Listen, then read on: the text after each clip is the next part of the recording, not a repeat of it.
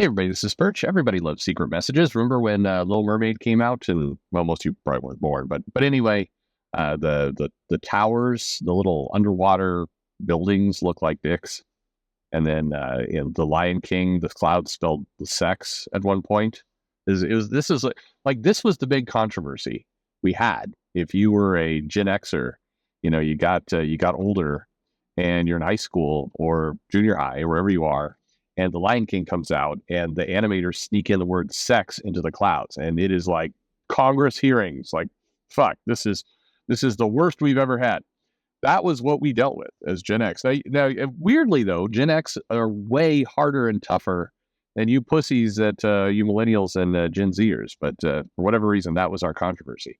That and like Two Live Crew, making dirty rhymes on albums. It was an innocent time. Anyway, let's go to this mail. So we're secret message in a Superman comic. All right, Perch. While reading Action Comics number 1067, written by Gail Simone with penciler Eddie Barrows, something on page 20 caught my eye.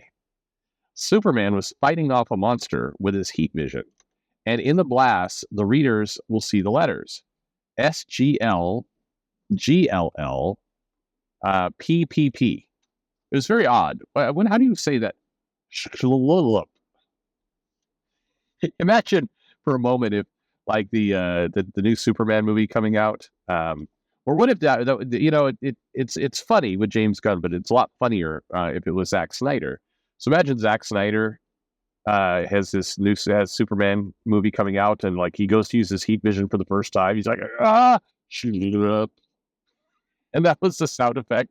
The criminals be like, oh fuck, we're about to be burned alive, but that sounds terrible. All right. Anyway, I don't know why I catch it funny. All right, back to mail. So it was very odd, as it doesn't have anything to do with the story, but it seems to be a purposeful placement of letters nonetheless. I was trying to see if I could figure it out. At first, I wondered if SG was for Supergirl, LL for Lois Lane, but nothing would fit the other letters that I could see.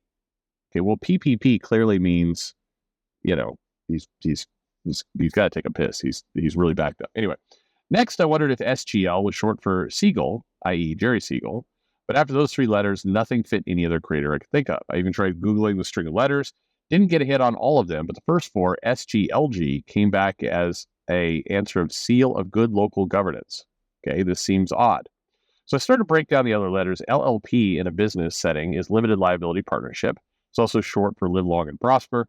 But it was PP that got me wondering, as PP in text means personal problem. Yes, it can mean that, yeah. And yes, this may be a conspiracy thing in my head, but I wondered if this was a Whisper Network message of some kind, which Simone has been outed as being a part of. I don't know how much time a comic is made in advance or if the dates add up to make it true, but it made me think of what happened to Ed Piscor. I would love to know what many of you are thinking right now.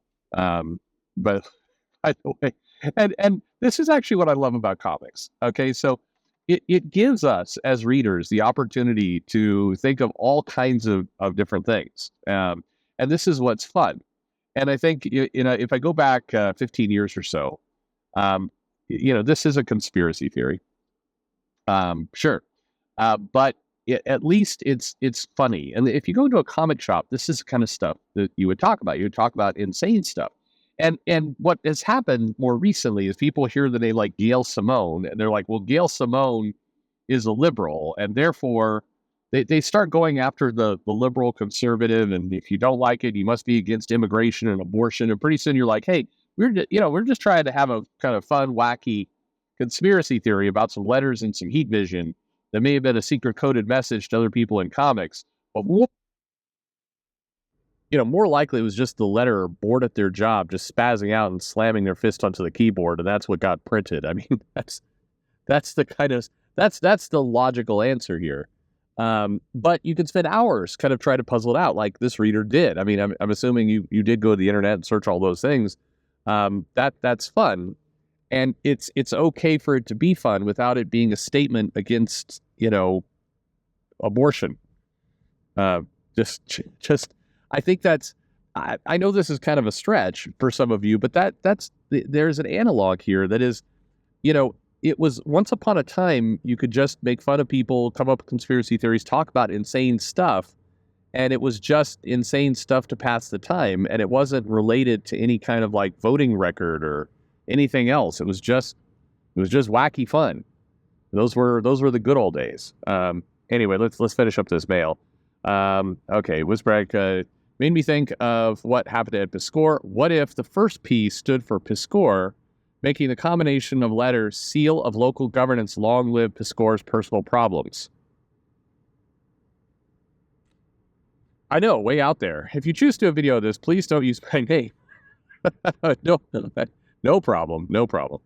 As this unproven theory may be considered libel or slander, thanks for taking the right to read. Okay. No, I'm not going to read your name. Obviously, I don't. But it's actually that last sentence there is the problem, right? It's like it's okay to speculate. Now look, what do I think? I think those letters were literally the letterer just like randomly hitting the keyboard. I don't think it was a coded message of any kind. Who knows? Maybe the letter writer or the letterer, entered the first letter of all the names of the cats they own. It could be a number of different things that actually have no meaning, but most likely it's just kind of random letters of Superman using his heat vision and going as a sound effect, which is funny. I don't really like sound effects in comics. Can I throw that out there? I know it's a thing, and I know that it's like a tried and true hallowed tradition of comics to have sound effects, zap, basham, poof, and all the rest. But I don't like them. To me, it always feels a little cheesy, and I don't need the sound effect. I mean, I can make up whatever noise in my head. I don't know. I never liked it. I'll just throw that out there. I don't know. What about you? That could be the thing that takes over this whole video and starts World War III. I don't like sound effects in comics. How dare you, the Nazi? Anyway, I don't think it means anything, but I do think it's fun. And I had this argument. I don't remember what the topic was. I think it was like some cover. I do remember. It was a cover to Captain America. Mark Waid was writing it, and it was the final issue of his run before. Hell, I don't remember who came on. Was it Ta-Nehisi Coates that came on after him? Anyway, it was the final run, and Cap had gone into the future or something, and he had encountered some freedom fighters, and one had a dog head on a human body. Anyway, I took way back. This was one of the first things I did under the Perch name. I took this cover, and then I threw a bunch of kind of random creators on as the heads of these characters. And because it was just a silly image of Cap and kind of weird characters, and I just put some creators' heads on it. Like, I don't know, it wasn't funny. It was just there. And I got these angry DMs like, you shouldn't hate comics so much. I'm like, if I hated comics, I wouldn't have spent 20 minutes putting these heads on here and nicely, fuzzing in the aliasing around the heads in Photoshop. But it's like, that. How do you think, who was one of them? Mark Waid was one of them. I think I put him as Cap because he's the writer of the issue. And it's like, how do you think Mark Waid would feel about this if he saw it? And I'm like, I would hope he would think it was funny. That's what I would hope. If he flew off the handle of this, like, yikes, a little bit. I mean, like, why would you do, like, it's just these things can be funny. It's okay to have fun and be funny.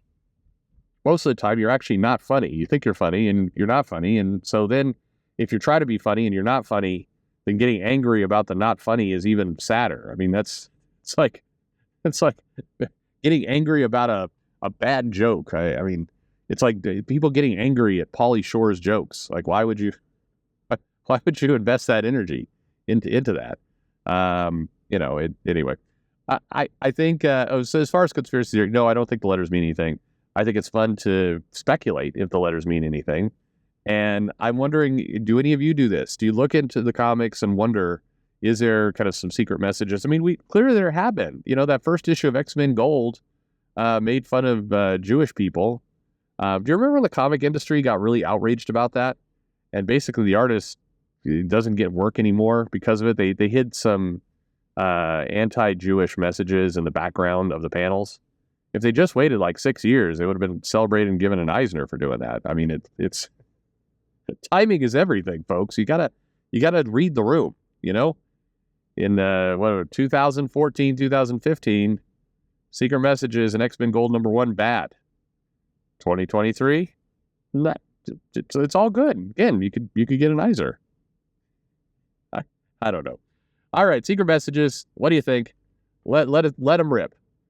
We should do a live stream at some point about conspiracies and just what are your biggest ass conspiracies in comics. I think that would probably be a hell of a lot of fun. Anyway, thanks for listening.